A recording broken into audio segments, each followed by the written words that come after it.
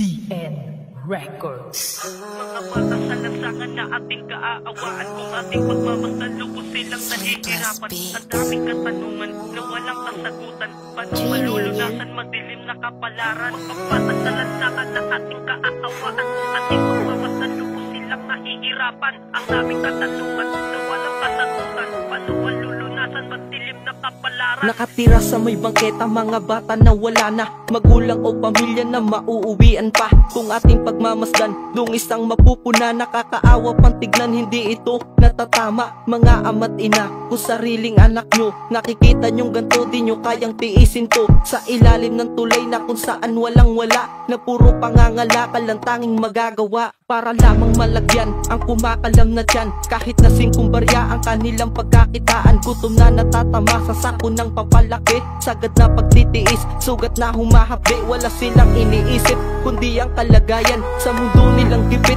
na walang kaayusan. Hinubog ang kapalaran sa maling paraan, at sila'y pinagdamutan, tinaboy sa karangyaan. Mga bata sa lansangan na ating kaaawaan, kung ating pagmamasdan, lubos silang nahihirapan. Ang daming katanungan na walang kasagutan, paano malulunasan madilim na kapalaran? Mga bata sa lansangan na ating kaaawaan, kung ating pagmamasdan, lubos silang nahihirapan. Ang daming katanungan na walang kasagutan, paano malulunasan madilim na kapalaran? Mabuwis at walang mapuntahan, tila ang lansangan na ang ginawang tahanan. Mga musmus na kabataan na dapat tulungan, sa halip na pagtulakan, buksan ng kaisipan pagkat sila'y nangangailangan ng kalinga upang di makagawa ng masama. Sa kabila ng kanilang nararanasang pagdurusa, masakit kung iisipin, dapat di sila nandyan. Dapat ay aalagaan at nasa paaralan. Kailan pa ba malulunasan mga ganitong problema, kung dumadami pa magulang na nagpabaya sa kanilang mga anak na mas piniling magbanat ng buto? Di nila ito responsibilidad. Maghapong nakabilad sa mura nilang edad,